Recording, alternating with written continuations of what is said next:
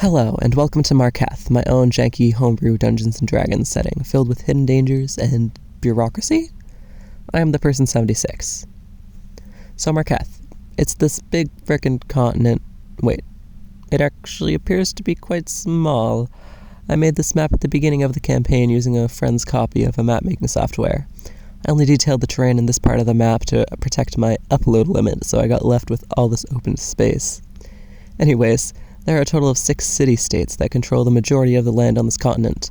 You know this one is occupied by the purple one because I drew a line around it. Let's start over here because I decided to. This isn't a democracy. Soma is the economic hub of the entire continent. It's where all the capitalism happens. Inside we have Capitalism Center with the Capitalism Hospital, the Capitalism Library, the Capitalism Research Facility, and the Stockholm Tower. It's actually called that, I swear. Look at my stock market notes. Stockholm is the premier communications network within Marketh. And of course, the only way to use it is to pay a subscription fee to Daddy Bezos. Well, there are elections in Soma, that still doesn't replace good old-fashioned nepotism and corruption.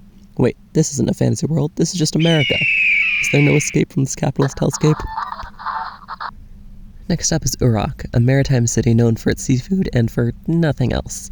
The distinct lack of non-ocean related exports makes it poorer than some other city-states, but there is far less wealth inequality. Well, that is, except for the Philogar family, owner of one of the largest trading companies on the continent. They got there by pulling themselves up from their bootstraps.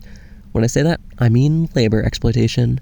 The people of Uruk tend to be religious, as many sailors are, praying to the moon goddess Selune to protect them, and to the goddess of the deep sea Umberli to not drown them in the sea's infinite depths. There are also quite a few people that worship another god from the nearby city, Balak. If you want to be a permanent resident, praise the sun. Welcome the first theocracy in Marketh, in which the Pope and Sage work side by side to distribute the radiant word of their god, a monitor. Alcohol isn't a sin here. In fact, it's their main export, along with religion. This is the only city-state that restricts the usage of its Stockholm Tower to the members of the church, and one of the few that strictly monitors communications. Poor? Well, in Balak, there's a good chance you are, unless you're adopted into the church as a child and have your high voice preserved.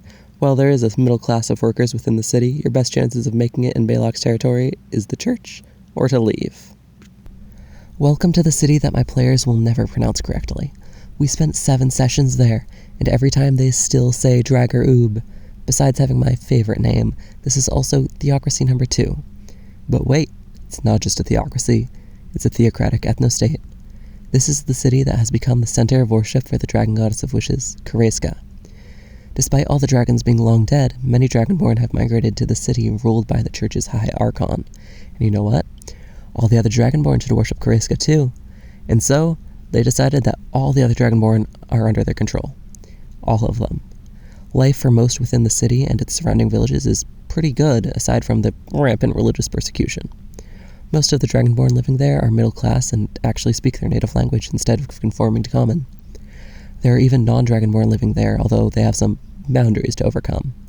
Dryer Uabe also has the largest military, which it uses to do some fun things like take over Tash. Welcome to Tash, the smallest and worst off of all the major cities. I wonder why that is. Tash has a lot of domesticated animals and good farmland, making them a great place to take over if you want to control the continent's food supply chain. The citizens of Tash largely worship the goddess Aru, Lady of the Wastes, as they believe she saved them from the wasteland years ago, turning Tash into the rich land it is today. Because of this big valley here, they mainly trade with Soma instead of Nalar. Welcome to the City of Knowledge. Here, there are no classified documents. You only need to know what to ask about. Why don't you go up and ask about their orbital laser? The most prestigious schools in this continent are located here, such as Majomakia, a wizard school.